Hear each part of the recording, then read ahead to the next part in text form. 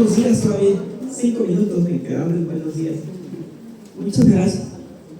Yo creo que presentaron otro porque no me acuerdo lo que había hecho todo eso. Pero bueno, les agradezco nuevamente la invitación, doctora. Amigo, que bueno que te hace un ratito. Por si tengo dudas, le pregunto al contador. Mire, el día de hoy personalmente es creo que es el 5º año consecutivo que nos invita. Siempre es importante terminar el foro rellenando y entonces vengo yo, ¿sí? Pero bueno, el punto es que veamos un tema que se llama tratamiento integral del impuesto al valor agregado. ¿Qué es esto del tratamiento integral del impuesto al valor agregado? Vamos a ver muchos puntos importantes. Claro, voy a obviar algunas cosas que ya por ahí les dijeron del mundo tributario, algunas cosas que les compartió el contador Sergio, que vienen. No deje de ponerlas en las diapositivas. Voy a esperar que tenga una participación activa por parte de todos ustedes. Al final tenemos un examen y también traemos regalos, ¿sí?, por parte de nuestra firma. Agradecemos la invitación y vamos a empezar. Primero, no olvidar nunca la jerarquía de leyes, ¿sí? Para efectos fiscales siempre hay una jerarquía de leyes. Aquí lo voy a pegar al tema del impuesto al valor agregado, ¿de acuerdo? Esta jerarquía de leyes pues ya la conocemos, ya la hemos puesto en foros anteriores, pero nada más para recordarle, nada por encima de la Constitución política y de los tratados internacionales, ¿sí? Nada por encima de ello. Entonces, después de eso, tenemos en este caso la ley del IVA y su reglamento. Si la ley del IVA no me es clara, puedo usar una ley supletoria que se llama el Código Fiscal de la Federación, ¿sí? Si aún no lo tengo muy claro, uso el derecho federal común. Pero además existe una resolución miscelánea fiscal que año con año se va publicando y que esta resolución miscelánea fiscal nos da claridad en algunos temas. Vamos a ver por ahí más adelantito cómo es que uso la resolución miscelánea fiscal cuando en temas de IVA, cuando se ve un reciclo que ya aprendieron en la mañana, régimen simplificado de confianza, aprendieron que el reciclo que tiene muchas facilidades y cosas así bonitas, pero no siempre es cierto. Analicen bien al cliente y ya luego van a aplicar lo que mejor convenga ahora que sean contadores. Entonces, pero hablando específicamente de eso, van a ver que en temas de IVA, fíjense que dicen que es acreditable, vamos a ver qué es eso de acreditamiento, qué es eso del trasladado y todas estas partes de cómo camina el IVA, pero dice que es acreditable lo que es deducible. Oye, pero si en reciclo no uso mis comprobantes fiscales porque voy a pagar un impuesto directo con una tasa directa, entonces en ese caso, ¿cómo aplico mi comprobante para efectos? Digo, ahí hay una resolución miscelánea fiscal. Por eso es que también se menciona aquí la resolución miscelánea fiscal, o algunos decretos o acuerdos conclusivos o criterios normativos que emite el Servicio de Administración Tributaria. Esto solo como recordatorio. Igual, ya sabemos, todos contribuimos a los impuestos, al gasto público a través de las contribuciones, ¿sí? Esto ya me quedó súper clarísimo, ¿no? 31 fracción 4, todos tenemos la obligación de contribuir al gasto público. Eso es muy rápido. Estas contribuciones, igual ya saben la clasificación, ¿sí o no? Ya se la saben, sobre todo los que están llevando ahorita fiscal 1. Impuestos, derechos, aportaciones, contribuciones de mejor. Nosotros nos vamos en uno de los impuestos, impuesto al valor agregado, ¿sí? Y bueno, estos impuestos nos sirven para que el Estado brinde todos estos tipos de servicios o los que debe el Estado otorgar, ¿de acuerdo? Eso es como que la bibliografía básica para entrar al impuesto al valor agregado. Ojo, esto sí es importante.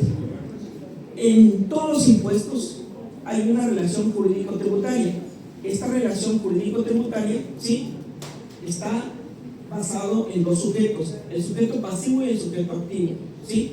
El sujeto activo, en todos los casos, los impuestos va a ser el Estado, ¿sí? En este caso, ¿quién me va a cobrar a mí el IVA? Solamente me lo va a cobrar la Secretaría de Crédito Público a través de un organismo que se llama Servicio de Administración Tributaria, que tiene facultades para revisarlo. Él va a ser el sujeto activo. Y pues el sujeto pasivo, todos los que pagamos los impuestos, ¿sí? Ustedes, hace rato escuchaba que decían, pues es que llegan y me preguntan ¿en qué me voy a dar de alta? No necesariamente tienen que darse de alta con un régimen fiscal, porque al final del día Ustedes van a hacer trámites en el futuro de su título y su cédula, y ahora es digital. Entonces, pueden ir a sacar su firma, ¿sí? Sin obligaciones, y no pasa nada. Simplemente para tener, igual les sirve por si no quieren hacer ya estoy dando un comercial ahí, pero igual les sirve para qué, porque luego nos dan flojería hacer filas al inicio, ¿o no? Puedo sacar mi cita a través del escritorio virtual, darme el escritorio virtual, y me evito ir a hacer filas, y dicen que le abren la cara y que luego están enojados. Entonces lo puedo hacer a través del escritorio virtual, por eso es que es importante. Pero bueno, regresando a esta parte, nosotros como sujetos pasivos, ¿sí? Estamos obligados, pero esta obligación puede ser de dos tipos: de manera directa, ¿sí? O de manera solidaria o sustituta. ¿Qué es esto? Yo tengo que pagar, voy a ver por qué debo pagar el IVA, ¿sí? Y en su caso, si yo retengo, en ese momento me convierto en un obligado solidario, ¿sí? El sustituto normalmente es, ejemplo, un asalariado, el patrón le retiene, ¿sí? Y el patrón se convierte en un obligado solidario y sustituto, porque él es quien está sustituyendo la función que debería hacer el trabajador, en ese sentido, el pago, ¿vale? En este caso, las obligaciones, acuérdense, hay de tres tipos. La primera es de dar, ¿sí? La segunda son de hacer, no hacer, o de tolerar. Esta de dar se tipifica, por favor, como obligaciones de pago. Al final de la obligación sustantiva. Los impuestos, ¿qué busca la autoridad que hagamos con los impuestos? Pues que paguemos nuestros impuestos para tener la recaudación de ese ingreso que necesitan. Nada más que lastimosamente nosotros, bueno, en el Estado mexicano, lo primero que se emite es el presupuesto de ingresos. Primero veo cuánto me voy a gastar y ya luego veo cómo lo consigo, ¿sí? Y el IVA es el impuesto, el segundo que más contribuye a este gasto público, ¿sí? El IVA, después el uso de la red. Entonces, la obligación sustantiva es la de pagar, las formales, hacer presentar, voy a ver que soy obligado a hacer algunas declaraciones, ¿sí? Declaraciones de pago mensual, ¿sí? Que se consideran definitivas para efectos de IVA. Vamos a ver qué es esto de definitivo, ¿sí? Obligaciones de tolerar o permitir la autoridad. Acuérdense que los impuestos son autodeterminables. ¿Qué es eso? Que yo los determino, yo los pago, pero la autoridad tiene la facultad de venir y poderme revisar, una facultad de comprobación, y yo debo tolerar o permitir esas auditorías como una obligación, ¿sí?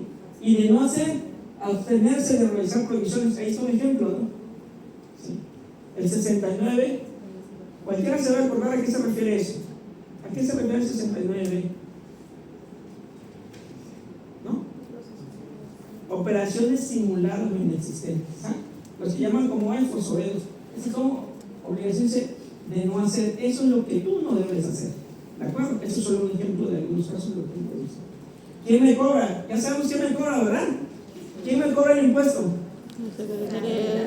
Hacienda, muy bien. ¿Y en dónde se establece el cobro de impuestos? Artículo 30. ¿En dónde? No, Sí, el fundamento. En la Constitución. En la Constitución. A ver, los de fiscal 1. En la ley en la ley orgánica. ¿En dónde se establece el cobro de impuestos? No, es en el artículo 31. La ley orgánica. ¿La ley qué? Orgánica. Artículo 31. Fracción 31. ¿Eh? 31. Fracción 4. Fracción 4, esa es de la Constitución. La ley orgánica establece en dónde, a ver. Artículo 26 establece que existe Hacienda para que lo pueda cobrar la ley orgánica. Establece la dependencia que usa el gobierno. Y luego el 31 me dice lo que debe hacer Hacienda. Y en su fracción 11, ¿sí? Es claro al decir que ella me cobra los impuestos y que está facultada para hacer el cobro de impuestos, contribuciones de mejora de derecho al aprovechamiento. Al final me puede cobrar las contribuciones. Está establecida en la ley orgánica de la Administración Pública Federal. Artículo 31, fracción 11. Es lo primero que se ve en las clases de impuestos. ¿De acuerdo? Sí. Entonces, sigamos adelante, por favor. ¿Ya pasaste? Sigue. Ok, para no perder para recordar. Les dijeron personas físicas y personas morales. Sí, pero ¿cuáles son las personas morales? ¿O dónde se establecen? Bueno, el 7 de la ley sobre la renta nos da luz y nos dice cuáles son las personas morales. ¿Sí? Sociedades mercantiles. Ahí dice cuáles son. ¿Cuáles son las sociedades mercantiles? ¿Quién se acuerda de alguna? La SA. ¿Cuál más? ¿La cuál? Sociedad responsable limitada, muy bien. ¿Cuál otra? Cooperativa. La sociedad cooperativa no está dentro de las sociedades mercantiles. Ojo, ella tiene su propia ley. Las sociedades mercantiles, el artículo de la ley de las sociedades mercantiles está la SA, la SRL, la sociedad de nombre colectivo, la sociedad de comandita por acciones. ¿Sí? Ahorita ya no se usan tanto el nombre colectivo, la comandita por acciones, porque me contaron que hace algunos años, yo todavía no había nacido, dicen por ahí que la sociedad de nombre colectivo paga alimentos, y el alimento incluye ropa, calzado y vestido. Y muchos constituyen un nombre colectivo y dicen, no, pues que les estoy pagando alimentos. ¿Sí? Al final del día. Entonces, mucho ojo. Sigamos, por favor. Bueno, nada más retomando, ya saben, persona física, todos nosotros. Para efectos fiscales, pues cuando nos damos de alta y tenemos obligaciones. Y la persona moral, que ya vimos cuáles, incluyendo no solamente a las sociedades mercantiles, los organismos centralizados y demás que estaban en el artículo 7 de la ley sobre la renta. ¿De acuerdo? Por favor. Ojo, jamás se nos pase. Y esto es muy rápido, pero es importantísimo. La ley es de aplicación estricta. ¿Sí? ¿Dónde se establece la aplicación estricta? 5 del Código Fiscal de la Federación. ¿Sí? No es de que yo la quiera interpretar o como se me ocurra a mí, es de aplicación estricta. Y entonces, al ser de aplicación estricta, ¿sí? Me debe señalar claramente. ¿Qué me debe señalar? Los elementos. El sujeto. ¿Ya ven cómo se van a las clases del fiscal? ¿Sí? Sujeto, objeto, base, tasa o tarifa. Tasa o tarifa. Esto viene en 5 del Código Fiscal de la Federación. Pero cuando hablamos de época de pago, esa se adquiere por una jurisprudencia, ¿de acuerdo? No viene propiamente en la ley. Sin embargo, por jurisprudencia es establecido que también se debe de indicar al contribuyente cuándo debe pagar efectivamente las contribuciones. ¿De acuerdo? Por favor. Y entonces, así muy rápido, para ya ir entrando en materia de IVA, ¿sí? Primero, estas son obligaciones generales del Código Fiscal. Tienen que emitir facturas, ya les dijeron hace ratito, ¿no? Estamos obligados a emitir facturas. Estas facturas o comprobantes fiscales digitales, CFDI, ¿de acuerdo? ¿Cómo se llama? CFDI. O sea, luego dicen, es que necesito mi factura. Y le mandan su comprobante. ¿Sí? Luego pasaba, es que, oiga, es que el recibo no dice factura. Con que diga, no con que diga, porque no habla, ¿sí? Con que cumpla con los requisitos establecidos, ¿sí? En el 29A del Código Fiscal de la Federación, ¿sí? Y que además yo haga antes los trámites del 29, que es tener mi firma electrónica, es tramitar un certificado de sello digital, ¿sí? Que va a ir anexada a ese comprobante fiscal, es suficiente. No necesita decir que se llama factura, facturita, facturota, notita, comprobante, recibo. No, con que cumpla los requisitos establecidos en ley es suficiente. ¿De acuerdo? ¿Estamos claros? Cuando tengan dudas me dicen. Ok, entonces ya hablamos de este tema. Y para esto, esta es bibliografía para que lo tengan ahí. Voy a pasar la presentación. Bueno, estos son los requisitos del 29. Tengo que tener una firma, tengo que tener un certificado electrónico, un certificado de sello digital, ¿sí? Con el que voy a emitir mis comprobantes fiscales. Y bueno, con esto yo tengo que poner a disposición del cliente o de quien le presto el servicio o le vendo el bien, tengo que poner a disposición su comprobante. Fíjense que luego pasa, chicos, ustedes van y sacan un comprobante, ¿sí? O bueno, compran algún producto o servicio y les ponen una pantallita para que ustedes emitan su factura, ¿sí? O dicen, lo pueden emitir en la página tal, pero la ley establece que el contribuyente está obligado a emitir expedir o entregar el comprobante. Nunca dice que mandes al cliente a que saque su factura. Eso es una mala práctica. ¿De acuerdo? ¿Sí? ¿Vamos bien? Entonces, ya tengo esa cuestión, ¿sí? Cumplo con el requisito del 29, y entonces ya voy entrando en materia. Ok, ya sé que soy una persona físico-moral, que debo pagar impuestos, que establece usted el objeto base para su tarifa, y bueno, derivado de ello, ¿sí? Voy a entrar en materia del impuesto al valor agregado. Estos son requisitos del 29. Y el IVA, ¿qué es esto del IVA? Pero como en todos los casos, primero hay que conocer que la historia, ¿verdad? La historia. Y el IVA entró en vigor en 1980. ¿Sí? Muchos de aquí todavía no nacían en 1980. Yo nací en el 86, 6 años después. ¿Sí? Entonces entra en vigor una tasa general del 10, ¿sí? Luego en el 83 sube al 15, surge el 6% para la zona fronteriza, el 20% para los artículos de lujo, así por general. Lo más relevante luego cambió del 15 al 16. ¿Y cómo nos vino a dar lata? Porque ya la retención ya no me encuadraba. Antes era 15 si era retención, pues 10 ya sabía, 10 iba, 10 y se ve. Pero cambia en 16 y ya no es 10 y 10. Porque además la ley no establece 10 o 10.66. Vamos a ver, la ley establece 2/3 partes del impuesto al valor agregado. ¿De acuerdo?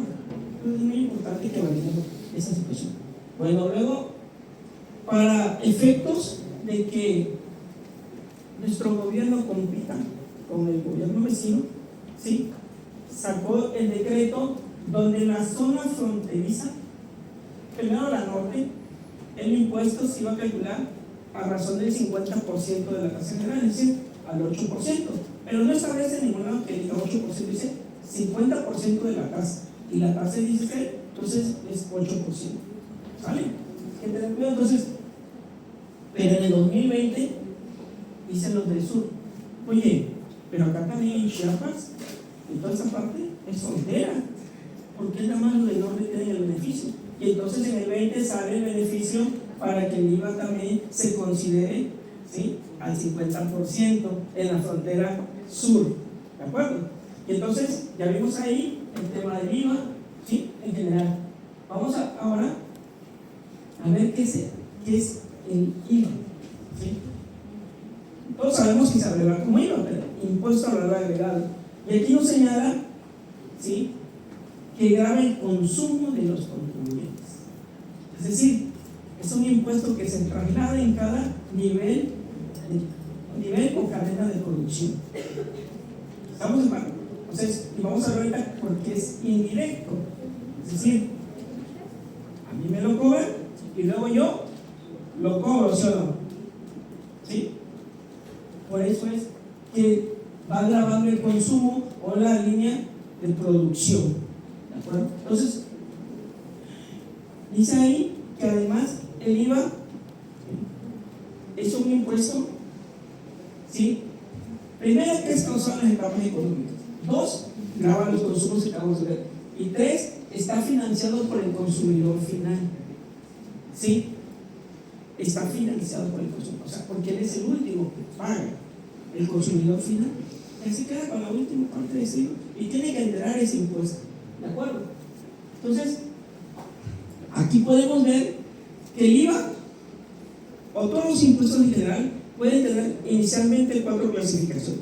Primero, vemos si son directos o indirectos, reales o personales, generales o específicos, o si tienen un fin fiscal o extrafiscal. ¿Sí? ¿Y a qué se refiere esto? Cuando es directo o indirecto. El IVA en su caso es indirecto, se traslada al consumidor final y no toma en cuenta a la persona. Es decir, para efectos dice recién asalariado paga conforme asalariado, si empresarial paga conforme empresarial, pero para efectos del IVA graba los actos o actividades, que vamos a ver cuáles son ahorita, ¿sí? ¿Cuáles actos o actividades graban? ¿Sí? Entonces, es real, porque les dice, graba los bienes y servicios sin tomar en cuenta a la persona, lo que les explico ahorita. ¿Sí? Es general, ¿sí? Se aplica en general a todo, porque hay impuestos específicos, ¿sí? Como es el caso del IEPS, que es un impuesto específico. Fin fiscal o extrafiscal, es totalmente fiscal. Comentamos hace rato, ayudar a la recaudación, y es el segundo impuesto que más abona a nuestro presupuesto, ¿sí? Entonces, para que tengamos en cuenta eso. La otra clasificación, ¿sí? Una quinta clasificación que falta ahí y que es bien sencilla ¿sí? Es un impuesto que federal, porque los impuestos no se pueden clasificar como municipales, estatales o federales, y el IVA es un impuesto federal, ¿de acuerdo? Entonces, aquí es importante, si ustedes quieren saber qué onda con esto del IVA, quién graba, qué son los actos grabados, los actos exentos, ¿sí? Las proporciones, cómo se aplica el IVA en inversiones, está bien sencillo, pero bien sencillo. Nada más tenemos que leer la ley, ¿sí? Del 1 al 43, vamos a ver, y ya sabemos IVA. Facilísimo, no tiene nada de complicado. Esta es la estructura de la ley sobre la verdad, ¿sí? Y vamos a ver que específicamente se divide en lo siguiente. Primero, quiénes deben pagar las instituciones federales, quiénes son los sujetos, y de esos sujetos, obviamente, personas físicas morales, los actos de actividades que hacen, ¿sí? Enajenación, prestación de servicio, arrendamiento, uso o goce temporal de bienes, ¿sí? Y la importación, ¿de acuerdo? Y bueno, ahí vamos a ver de esos bienes o de esos servicios, ¿sí? Vamos a ver qué graba, qué no graba, qué está exento o demás. Nada más que aquí es importante considerar lo siguiente, ¿sí? A la ley del IVA apenas le hicieron reformas. Hace rato le hablaban de las plataformas digitales, ¿se acuerdan? Bueno, a la ley del IVA. También hay que considerar lo siguiente, del uso o goce temporal de bienes. Fíjense, hace rato se acuerdan cuando les hicieron la primera plática y le decían arrendamiento, ¿sí o no? Dijimos, pues cualquiera que rente, ¿sí? Sí, nada más que la renta habla de arrendamiento de bienes, ¿qué? Inmuebles. Inmuebles, es muy importante, porque aquí, ojo, no hay distinción, dice bienes, y pueden ser bienes, ¿qué? Muebles o inmuebles. Y en la ley sobre la renta solo habla de bienes inmuebles. Ojo, porque ahí hay una distinción importante. A ver, ¿cómo es eso? Sí, si yo rento la oficina, ¿es un bien inmueble, sí o no? Oye, pero si rento una impresora, el proyector, una computadora, ¿es un bien qué? Mueble. Mueble. Oye, y entonces me van a hacer retención. Ojo, ¿cuál es la diferencia? Que en el otro está haciendo un arrendamiento de bienes inmuebles y acá me pasa a hacer una actividad empresarial de las denominadas en el 16 del Código Fiscal de la Federación, ¿sí o no? Esto ya no es lo mismo, porque entonces ya no aplica lo que aplica en el reglamento, en la ley sobre la renta, entre arrendar un bien inmueble y un bien mueble. No perdamos de vista, porque aquí no te dice expresamente que sea bienes inmuebles como en la ley de sobre la renta. Aquí dice bienes, y los bienes pueden ser muebles o inmuebles. ¿Sabe? Y además dice uso, ¿qué dice? Dice uso o goce. Recordemos que para obtener la propiedad de cualquier, ¿sí? De cualquier bien, necesitamos tres cosas: uso, goce y. A ver, una pregunta muy sencilla. Que ya saben la pregunta, observen. ¿Quién de aquí tiene un cuarto en su casa? ¿Quién tiene cuarto en su casa? ¿Usted tiene su cuarto en su casa? ¿Tiene su escritura pública donde dice que el cuarto es de usted? Entonces no es de su propiedad, porque solo tiene el uso y el goce, pero no tiene lo que se llama dominio. Y la propiedad debe cumplir con los tres: uso, goce y dominio. Si no, no. Si no, no es propiedad. Sí, es tu cuarto, pero de amentis, porque cuando se lo mete tu papá, te va a sacar de tu cuarto.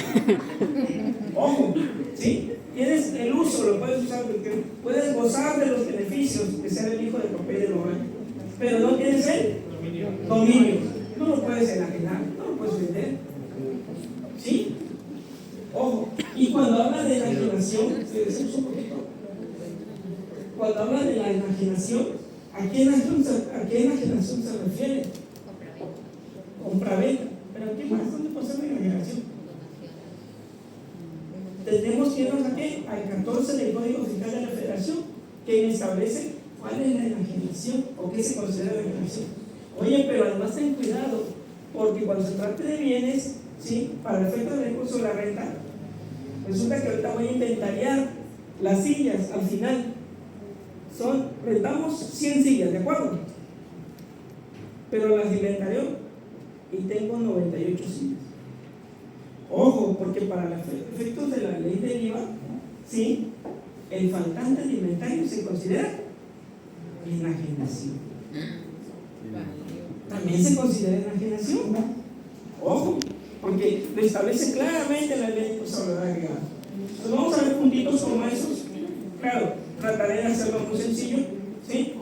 Porque meternos en esto de IVA a veces se complica un poco, pero aquí no. Entonces podemos enajenar bienes, ¿de acuerdo? 14 del Código Fiscal de la Federación, ¿sí? Prestar servicios independientes. ¿En dónde está regulado prestar servicios independientes? En el Código Civil. No está regulado en algún tema mercantil. Eso es civil, el contrato entre particulares, ¿sí? Ojo, entonces, pero obviamente que eso genera el impuesto al valor agregado, ¿sí? Está en el 14. ¿Cuáles no generan? En prestación de servicios. El 15 lo vamos a ver, los exentos de la prestación de servicios. ¿De acuerdo? Y entonces, otorgar los usos temporales, que ya les comentaba, ¿sí o no? Persona física humana que otorgue uso o goce temporal de bienes. De bienes. ¿Cuáles? Cualquiera. ¿Sí? Los que sean. Porque incluso, ¿sabe? Hay unos bienes que se llaman bienes semovientes. ¿Sí saben cuáles son esos? Claro que sí, nomás que no saben que se llaman semovientes. ¿Sí? Los que se mueven por su propio pie. El ganado, exactamente. ¿Cuál ganado? Cualquiera. Ovino, caprino, porcino, el que quieran. ¿Sí? Pero esos son semovientes y también son bienes semovientes, se mueven por su propio pie. También se puede llevar a cabo operaciones de venta con ellos, por supuesto que sí, o no. Nomás ahí vamos a ver si están grabados o no están grabados. Entonces, ¿ok? Y entonces, aquí ya empieza lo importante. Pero es que dice que hay un IVA trasladado y un IVA acreditable. Inicialmente la ley dice IVA acreditable e IVA trasladado, ¿de acuerdo? Nada más que ojo, esto le da pie, ¿sí? Eso le da pie. Habría algo que se llama, ¿de acuerdo? IVA trasladado, pero vamos a ver que debe estar efectivamente pagado o efectivamente cobrado. Y si no, se convierte en por. ¿Cómo que por? Por trasladar o acreditar. Por acreditar. Muy bien, muy bien. Se convierte en por trasladar y por acreditar. ¿De acuerdo? Entonces, de acuerdo al tercer párrafo, que es aquí donde voy a centrar, el tercer párrafo, ¿sí? Artículo 1, segundo, tercer párrafo de la ley del IVA, se establece que se entenderá por traslado el cobro o cargo que el contribuyente debe hacer a dichas personas de monto equivalente al impuesto establecido en esta ley. O sea, en el artículo 1, en su segundo párrafo, establece que la tasa general es del ¿cuánto? 16%. ¿Sí? Y entonces el trasladado es, por su nombre me indica, ¿no? El que yo traslado, traspaso, cobro, ¿de acuerdo? ¿Sí? Pero fíjense, y ahora el acreditamiento, vamos a ver qué es el acreditamiento. Primero veamos qué se entiende por impuesto acreditable. Y el segundo párrafo del artículo 4 establece claramente qué es el impuesto acreditable, ¿de acuerdo? Y el impuesto al valor agregado es que haya sido trasladado al contribuyente y el propio que hubiese pagado con motivo de la importación de bienes o servicios. ¿En dónde me da luz para saber cuándo es trasladado o cuándo es acreditable?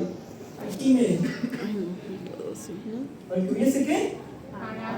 Pagado. Porque si yo leo nada más el impuesto al valor agregado que haya sido trasladado, ¿sí o no?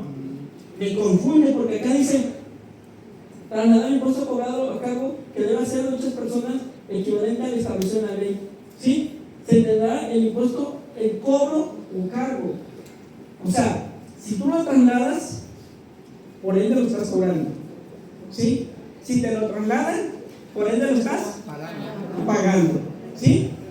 Pero si lo leemos muy tácito me pudiera perder. Entonces la luz está entre cobrar o pagar. ¿Sí? Ahí nos queda más claro, ¿sí o no? Como el agua de aquí en el lanzón. ¿De acuerdo? Entonces, a ver, sigamos. Ojo. Regresa, por favor. El acreditamiento, ¿qué va a ser el acreditamiento? Consiste en restar el impuesto acreditable de la cantidad que resulta aplicada a los valores señalados en esta ley, la tasa que corresponda según sea el caso. Dice, mira, el acreditamiento no es otra cosa más que una operación aritmética que se llama resta, ¿sí o no? Sí. Que lo aprendimos en la primaria, ¿de acuerdo? ¿Todos saben restar? ¿Seguro? A ver, ¿cuánto es 0 menos 1? ¿Cuántos? ¿Cuánto es 0 menos 1? ¿Alguien dijo menos 1? Pónganlo en la calculadora. ¿Al 0 se le puede restar? Jamás en la vida. Jamás. Explicación matemática. ¿Pero? Al 0 no le podemos restar. Nos marca error. Nos marca error. ¿De acuerdo? Matemática simple. Vale, sigamos. Y entonces, a ver, ok, ya tengo un IVA trasladado, un IVA acreditable, pero para que sea totalmente acreditable, debo cumplir con ciertos requisitos. ¿Qué requisitos? El primero, dice que sea estrictamente ¿qué? Indispensable. Que sea estrictamente indispensable. ¿Eso qué quiere decir? Que vaya de acuerdo a la actividad o negocio de la empresa. Que tenga que ver con mi objeto. ¿Dónde veo mi objeto? En tu constancia. En tu constancia, ¿de acuerdo? Y si es una persona moral, ese objeto debe coincidir entre mi actividad de mi acta constitutiva y mi constancia, además, ¿sí o no? A lo que me esté dedicando, porque ahora las personas morales dicen en su acta que se puede dedicar a todo, ¿sí o no? Desde vender chicles hasta vender caguamas. ¿Sí? Y entonces, ojo, bueno, primero que sea bien estrictamente indispensable para la realización de actividades, ¿sí? Les decía hace rato, oye, a ver, en el caso del régimen simplificado de confianza, dice que yo hago un pago a través de una tasa que va del 1 al 2.5%, ¿sí o no? Y que ni me preocupen, dice César, ni te preocupes por tener contador, y dos, ni te preocupes por pedir factura, ¿sí o no? Porque está bien facilísimo, el portal te lo carga, tú solamente lo pagas, ¿sí o no? Ojo, porque si yo vendo 1,000 pesos, ¿cobré cuánto de IVA? 160 pesos. Si yo no me preocupo por tener mis comprobantes de gasto, ¿sí? Y digamos que me gasté 500 pesos de esos 1,000 pesos, ¿cuánto pagué seguramente de IVA? Pues 80 pesos, ¿sí o no? Sí, 500 por el 16%, son 80 pesos. Sí, ¿verdad? Y entonces, esta dice, mira, si tú quieres no pidas factura. Entonces me dice, ¿IVA cobrado cuánto? 160. Pero como yo no pedí factura, ¿IVA acreditable? 0. ¿A pagar? 160. ¿De acuerdo? Ojo, porque el tratamiento del IVA así es recibo es el mismo. Es el mismo que el régimen general, que el empresarial y lo que fuera. Hay que tener cuidado ahí. Hay que tener cuidado. ¿Sí? Porque, ay, es que yo me voy a reciclo porque no es fácil. Sí pagué impuesto sobre la renta. Y no siempre es lo mejor. ¿De acuerdo? Hay que analizar a cada cliente para saber si le conviene o no hacer el reciclo. Así sea un 2.5%. Si es un cliente que está empezando actividades, ¿qué cree que va a tener al inicio? Esa decisión, bueno, es que nadie empieza una empresa para perder, por supuesto que no. Pero al principio tienes que invertir, ¿sí o no? Sí. Y tienes gastos, y todavía no tienes ingresos. Eso se convierte fiscalmente en una pérdida. Y ese IVA, es un IVA que puedes tener a qué? A favor. ¿Que puedo usar? Por supuesto. ¿Me puedo hablar de reciclo? Mejor me doy de empresarial. ¿Y cuánto voy a pagar? Nada, porque el reciclo, el primer ingreso que me traiga, voy a pagar. ¿Sí o no? Entonces cada cliente es un traje a la medida, cada movimiento es un traje a la medida. No todos son iguales. Y no a todos se le aplica lo mismo. Dependerá de muchos factores para hacerlo una probabilidad. Ok, entonces regresemos a esta parte. Recibo entonces, me dan una resolución miscelánea fiscal y dice, mira, para el caso del recibo, si puedes acreditarte el IVA de tus comprobantes, pero de acuerdo con la resolución miscelánea fiscal. Porque la ley establece que lo que no es deducible no es acreditable. Oye, y en el caso de parcialmente deducibles, ¿a qué se refiere con esto?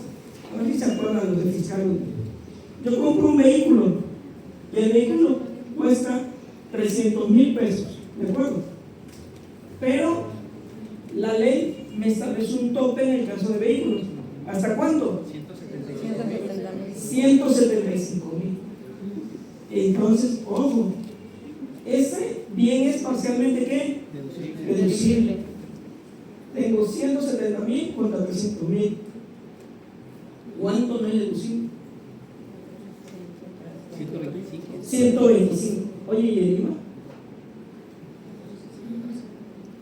Hasta 175 en tope, si no es parcialmente deducible. ¿Cuánto es el IVA de 175,000? 28,000. Perfecto. Si no saca el 175 por 16%. ¿Sí? Y tiene que ser 28,000. Pero 300,000 más IVA, ¿cuántos son? 48,000. ¿Cuánto no me pude acreditar? 20,000. Porque no es deducible en su totalidad, es parcialmente deducible. Ojo. Además, debo trasladar expresamente y por separado el IVA. Ustedes dan una factura, ¿sí o no? Y luego ven importe, IVA y total, ¿sí o no? Bueno, porque es una obligación que esté efectivamente ¿qué? Pagado. Que además, en caso de retenciones, esas retenciones estén desglosadas y además estén enteradas y pagadas. ¿De acuerdo? Y que aquí viene lo importante: actividades grabadas o a tasa de cero. Aquí hay tres supuestos. Te dice, mira, si se trata de empresas que venden bienes grabados, es decir, vamos a poner un ejemplo aquí. Yo compro y vendo celulares, esos están grabados a la tasa del 16. Entonces, como yo cobro IVA y hago una actividad grabada, cuando yo me acredite mis gastos o el IVA de mis gastos, va a ser ¿qué? Totalmente ¿qué? Acreditable. Oye, pero si yo soy un médico, ¿y el médico qué presta? Servicios profesionales de medicina. Y ese está como exento. Y si está exento, el IVA ¿qué pasa? No es acreditable. No es acreditable. Entonces, si no es acreditable, ¿cómo te puedes mandar tu costo y gasto? Sin problemas. Pero oye, si yo soy médico y me acabo de comprar, no sé, una computadora para hacer mis recetas ya digitales y me generó de IVA, me costó 10,000, vamos a poner una barata, 10,000 pesos, 1,600 de IVA. ¿Te lo compro y a favor? No. Úsalo como gasto si quieres, pero a favor no, porque estás exento. Oye, y entonces, cambia. ¿Cuándo cambia? Cuando soy grabado pero tasa cero. ¿Sí? ¿Cómo es que grabado tasa cero? ¿No es lo mismo exento que grabado tasa cero? Por supuesto que no. Pero veamos un ejemplo. ¿Usted es maestro? No. Pero si quiere participar. Si quiere, ¿verdad? Facilísimo. Fíjese, ¿cuánto es 1,000 por 0%? 1,000 por 0%, ¿cuánto es? 0. O sea, digo, vendí 1,000 por 0% igual a 0. ¿De acuerdo? Porque soy una empresa que hace actividades grabadas al 0%. Ya vimos el caso del médico que era exento, ¿sí o no? Y que pagaba IVA de 1,600 y que lo podía usar. No porque estaba exento. Pero en este caso, ¿cómo se llama? La señorita Yasmín, ¿sí? Señorita Yasmín vende productos al 0%. ¿De acuerdo? Al 0. ¿Cuánto cobró de 1,000 pesos IVA? 0. Pero 0 es nada. Para efectos del IVA, no. 0 no es nada. Es 0. Y entonces, la señorita Yasmín acaba de comprar unas refacciones para su auto. Y en esa refacción de su auto pagó 5,000 pesos más IVA. ¿Cuánto es el IVA de 5,000 pesos? 800 pesos. Perfecto. Y entonces le dice al fisco, fíjense, IVA cobrado, ¿cuánto cobró de IVA? 0. IVA pagado, ¿cuánto pagó de IVA? 800. Ella tiene que un saldo a favor porque hace una actividad grabada al 0, pero tiene un saldo a favor. Por eso lo puede pedir en devolución. Y el médico, no, el médico no. Todos los exentos no pueden hacer eso, pero los 0 grabados al 0 sí pueden. Entonces, por eso luego los que terminan en guía, o sea, pueden pedir su devolución, ¿sí? Los que venden carnes, los que venden, ¿qué más? Medicina de patente. Las hierberías, ¿sí? Carninería, pasa cero. Oh, pero siempre y cuando no hay un determinado tamaño de botecito, porque si tiene un determinado tamaño puede generar 90. Y entonces, ojo, aquí vemos las actividades grabadas al 16 y al 0. Si hago actividades grabadas, me acredito en su totalidad. Si hago actividades exentas, ¿cuánto me acredito? 0. Nada. Ahí se aplica nada. Porque se va mi costo a mi gasto. ¿De acuerdo? En exento. Oye, pero si haces de las dos, si haces grabadas y exentas, pues vamos a ver que hay una proporción. Oye, pero si además tienes una inversión, que esa no la va a ver porque luego se complica mucho la cosa y por temas de tiempo que hablamos de procesos ricos. Pero ahí es importante porque es hacer un ajuste. Entonces vamos a hacer un ajuste. Y nos llevaríamos como 24 horas para que nos quede bien claro. ¿De acuerdo? Entonces nos vamos a quedar en grabadas, exentas o en base a grabadas o exentas una proporción. ¿Sí? Gastos, inversiones en periodos preparativos. ¿Se acuerdan lo que les decía ahorita? Oye, empiezo mi empresa, tengo gastos cooperativos o no. Oye, tengo IVA, sí, y tienes dos opciones. La primera es que te lo acredites en tu primer mes de actividades cuando bajas. Y sexo. O la segunda, que me lo puedas pedir en devolución.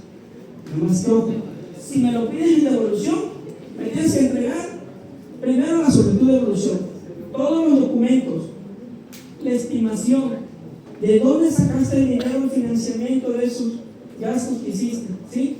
Y la fecha estimada en que vas a empezar a hacer operaciones, a ver si te lo devuelvo. Entonces, mejor, ¿qué hacemos? Bueno, pues yo uso aquí el acredito, ¿no? ¿Sí? Cuando empiezo a hacer operaciones. ¿De acuerdo? ¿En qué momento se consideran efectivamente cobradas las contraprestaciones? ¿Sí? Esto es muy importante. Es que cuando queden, ¿sí?, pagadas. Oye, pero si no te pago con dinero, ¿te puedo pagar otro medio? Sí, ¿cuál medio? Cualquier medio de extinción de las obligaciones. ¿Saben los medios de extinción de las obligaciones? ¿No?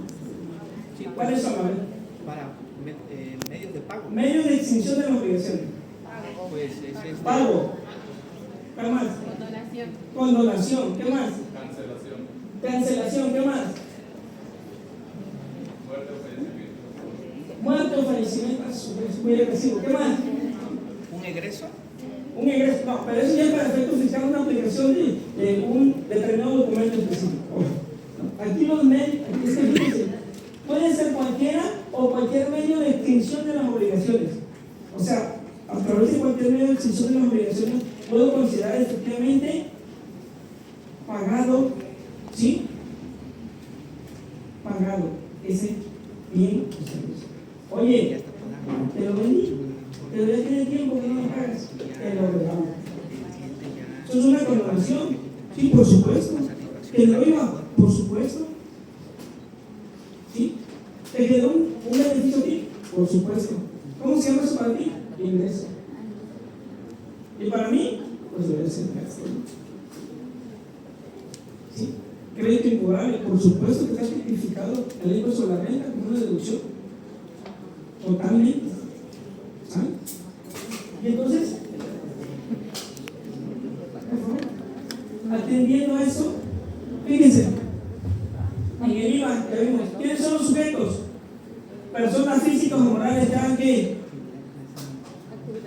enajenación, prestación, otorgamiento, uso, goce o importen bienes. ¿Sí saben que es una importación, verdad? Es bien sencillo. En otro país, pues, oye, me gusta esta onda, ¿sí? Y un agente aduanal que hace todo el trámite y te trae el dinero. Entonces están haciendo una importación. Pero también puede ser una importación, sí, totalmente. Y también viene de ley, sí. ¿De acuerdo? Y entonces, tenemos ahí el objeto. ¿Cuál es el objeto? Grabar los actos o actividades señaladas. Actos o actividades señaladas. Oye, ¿dónde me puede dar más luz? Es un acto que yo puedo hacer. Primero tengo que ver qué tipo de actividad. O sea, es una actividad empresarial, código fiscal. Oye, pero ¿dónde están regulados todos los actos? ¿Dónde puedo conocer todos los actos? Todos los actos de comercio están en el 75 del Código de Comercio. Ahí están todos los actos habidos y por haber. ¿De acuerdo? 75 del Código.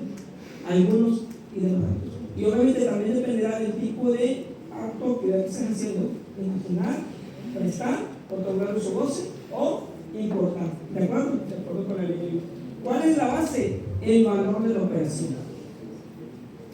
El valor de la operación. ¿Qué es esto? Oye, tenemos mi celular. ¿Sí? ¿En cuánto? 5,000. ¿Cuánto es la base? 5,000 más IVA. ¿De acuerdo? Aunque ojo, porque luego dices, oye, el valor de la contraprestación debe incluir el impuesto sobre el valor agregado. Tú vas al súper, tomas un producto, y dices 5,000 pesos. ¿Y cuánto cobran en la caja? 5,000 pesos. Pero luego van a algunos locales, no aquí, en otros estados. Bajo y dice, oye, quiero ese producto, sí. ¿Va a facturar? Sí. ¿Es masiva? ¿Sí o no? Sí. Una práctica muy común. Cuando el valor del bien debería incluir el impuesto sobre el valor agregado del bien o servicio. ¿De acuerdo? ¿Cuáles son las tasas? Hay una tasa que 16, que está normada en nombre, artículo 1, 14 de enajenación, 19 de prestación, 24 de importación. Para saber en dónde están los artículos establecidos.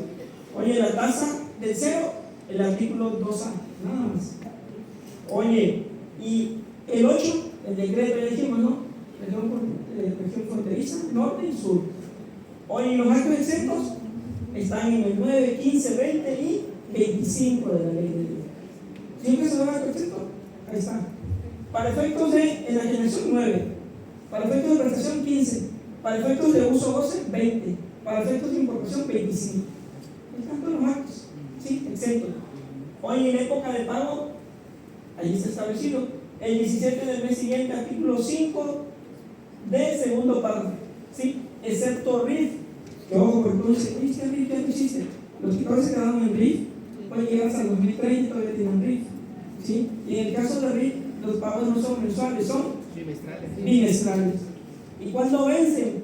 El último día del mes inmediato siguiente del bimestre, no el 17, porque no sale la línea al último, sale al último día, ¿sí? No sale el 17. ¿De acuerdo? Y en el caso de arrendamiento, las empresas o el contribuyente puede tener la opción, ¿sí? Sobre todo cuando se trata de fideicomiso, ¿sí? De que si no excede de determinada cantidad, poderlo pagar de manera que, ¿en qué manera? Trimestral, 5F, ¿sí? 5F de la ley. Y bueno, en importaciones, cuando el pago de impuestos de la importación en conjunto, el 28 nos dice, y cuando sea incidental o una forma accidental, 15 días siguientes, de acuerdo al artículo 33, cuando es solamente una operación incidental. ¿De acuerdo? Entonces ya tenemos cuándo debo pagar ese IVA, por favor, ¿sí? Y aquí es lo mismo que vimos, pero para que quede más clarito, oye, enajenación, el sujeto está en el 1, el objeto está en el 8, la base en el 12, la tasa en el 1 y el 12. Eso es para que lo tengan ahí de recordatorio, de bibliografía. Oye, se me ocurre que todo el proceso de servicio voy a consultar el material del contador. Yo creo que eso van a hacer. Sí, cálculo mensual del IVA. El 5D nos establece, ¿sí?, que el cálculo se hará por cada mes de calendario, salvo los señalados en el 5F y 33, ¿de acuerdo? Que hablamos por ahí de los temas que mejor documentar. ¿Sí? Los contribuyentes efectuarán el pago mediante declaración que se presentará más tarde el 17 del mes siguiente. ¿Sí? Ojo, ahí les decía, cuando se trate de otorgamiento, uso, goce, puede ser trimestral, y cuando se presta un bien o servicio de forma accidental, se tiene que pagar 15 días, dentro de los 15 días, sin acreditamiento. ¿De acuerdo? Lo que generó lo debo enterar a la autoridad. Por favor. Hace rato hablamos cómo se calcula el impuesto. ¿Será la diferencia entre qué? Entre el impuesto trasladado y el impuesto acreditable. Eso no me va a dar el definitivo todavía, porque si tengo retenciones las puedo aplicar. Digamos que se me daría como que un cálculo provisional, le quito las retenciones y me va a dar un pago definitivo de mes. Claro, las retenciones deberán estar efectivamente pagadas. ¿Vale? Por favor. Sí, y aquí saben, IVA trasladado menos acreditable, IVA a pagar a favor o previo, sí, menos mi IVA retenido, porque me han retenido, y eso me iba a pagar o a favor definitivo. ¿Vale? ¿Vale? En el caso de retenciones, ojo, porque esto es algo que luego nos un poco de lata. Retenciones, ¿sí? En la ley establece, ¿sí?, que las personas, instituciones financieras o personas morales pudieran hacer operaciones, ¿sí?, con personas, y estas requieren, por favor, retenciones. Instituciones de crédito, ¿qué porcentaje le va a retener? 16%. Personas morales, ¿sí?, que reciban servicios de personas físicas por servicios profesionales independientes por uso o goce temporal de bienes, ¿sí?, van a ser las 2/3 partes del IVA, que normalmente los pagamos a 10.667, ¿sí o no? Sí. Pero la ley establece 2/3 partes, y lo correcto, nunca dice 10.667, no dice un porcentaje. ¿Sale? Por favor. Personas morales con adquisición de desperdicios industrial, ¿cuánto le van a tener? 16%. ¿Sí? Oye, personas morales, prestación de servicios de transporte terrestre de bienes prestados por físicas o morales, o sea, los fletes, ¿sí? ¿Cuánto le van a retener? ¿Cuánto va a retener? 4%. ¿Sí? Pero eso obviamente está correlacionado con el reglamento, que es donde me dice precisamente cuánto le voy a retener, o la cantidad menor que le voy a retener. ¿Vale? Y personas morales que pueden ser por comisionistas, también le voy a retener las 2/3 partes si son comisionistas.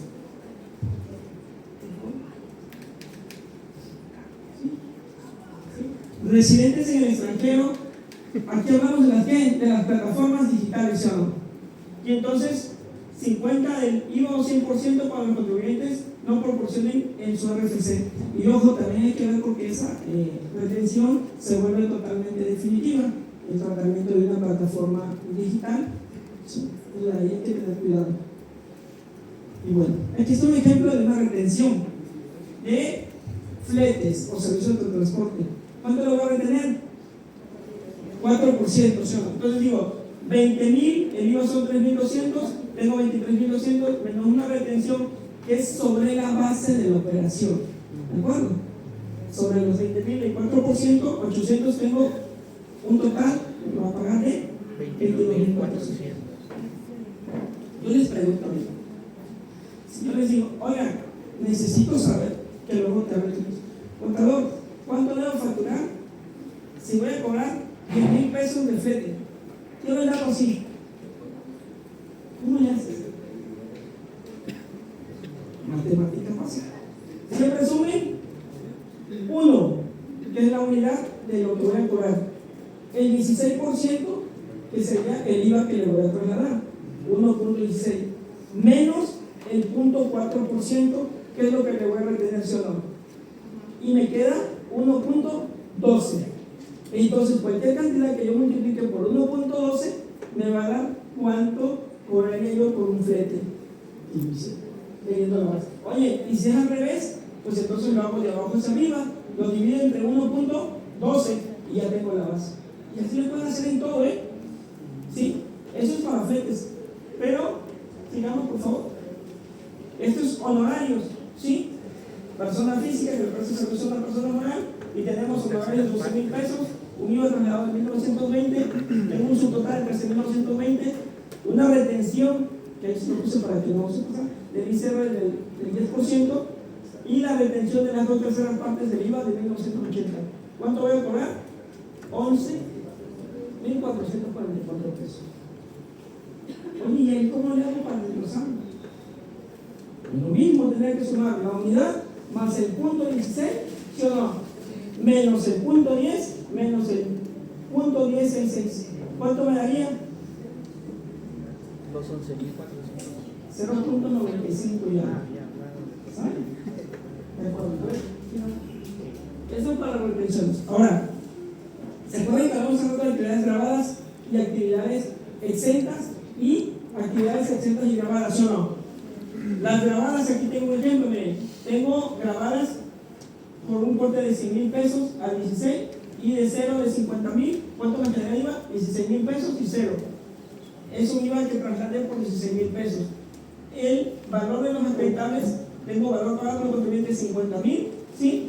Que generó un IVA de 8,000 pesos, IVA acreditable, y de 20,000 por tasa 0, que me generó pues, nada de IVA a pagar, porque era 0. Sin embargo, ambas son grabadas. Por lo tanto,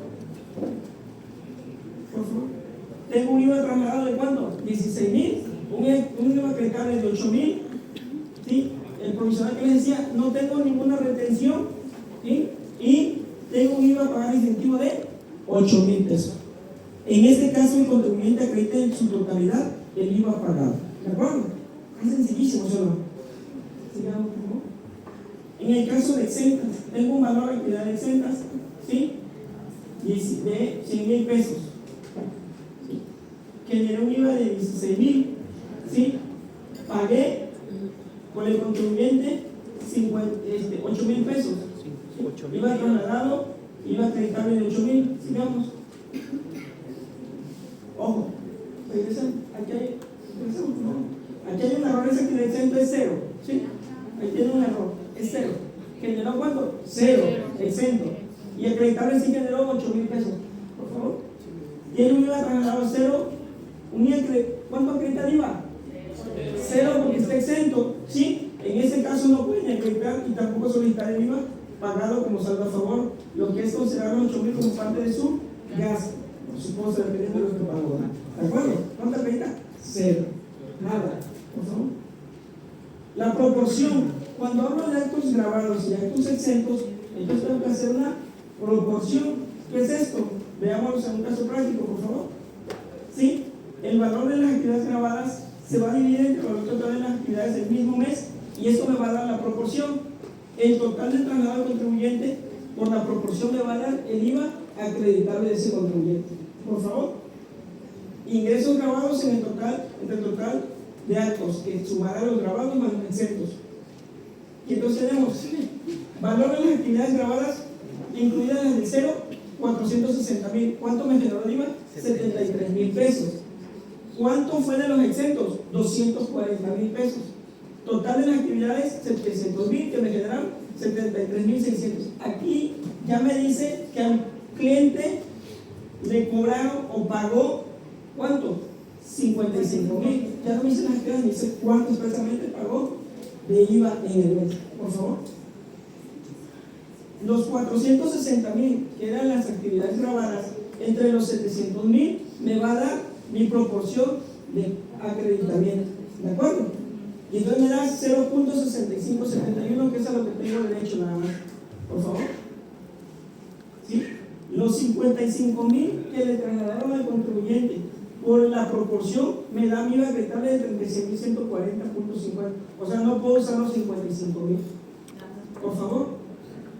73,000 menos 36,140 me da mi IVA. Si tengo retención se las quito, pero como no tengo que pagar ese impuesto. El contribuyente acredita solamente la proporción de IVA acreditable efectivamente pagado. ¿Sí? Eso es importante hacerlo. Sigamos. ¿Sí? Y bueno, adicional a esto no debemos olvidar, ¿sí? En general, pero no debemos olvidar que el contribuyente está obligado, número 1, a llevar contabilidad, a tener un registro de todas sus operaciones y demás, a presentar el pago en una sola declaración, ¿sí? A expedir los comprobantes incluso cuando tenga retenciones y en su caso pagar esas retenciones cuando sea una persona morada o que tenga la retención. Y bueno, y esto es importante porque todos conocemos, ¿se acuerdan que todos conocemos la DIOP? ¿Sí o no? ¿Qué es la DIOP? Declaración informativa de operaciones con terceros, ¿sí o no? Y cuando asumimos la DIOP, asumimos que es la declaración que hacemos del IVA que pagamos, ¿sí o no? Pero en la ley no se conoce como DIOP, no se llama DIOP. Dice declaración de pagos a proveedores. Además que ya nosotros la conocemos como una DIOP, pero no está establecido como tal así en la ley de DIOP. ¿Sí? Y bueno, por último, la autoridad tiene una facultad de determinar presuntivamente el valor de una actividad por la que se debe pagar, ¿sí? Y aplicará conforme a esto de los autoridades de comprobación. Hay que tener mucho cuidado, ¿sí? Porque sí, hablando hace rato que de manera superatoria se aplica el Código Fiscal de la Federación y en el 42 está la facultad de comprobación de la autoridad, ¿sí? O sea, me puede hacer una revisión, una visita domiciliaria y una revisión de gabinete, ¿sí? Ahorita las revisiones electrónicas, que nada más te llega tu correo y te dice, oye, no me cuadra, ¿sí o no? En enero estuvieron de moda que te decían, oye, si tú ibas a Canadá, no me cuadra, lo que iba a quitar, no me cuadra. Sí, pero es que no toma en consideración lo que yo estaba acreditando. ¿Sí? Ya lo se dan cuenta que estaba mal su chatbot, no sé cómo le llaman, pero sí, emitió muchísimas impedimentos de declaración porque nada más consideraron el IVA canadiense sin considerar acreditable. Y bueno, ahí sí había un error de la autoridad. ¿Sí? Eso es todo. Muchas gracias.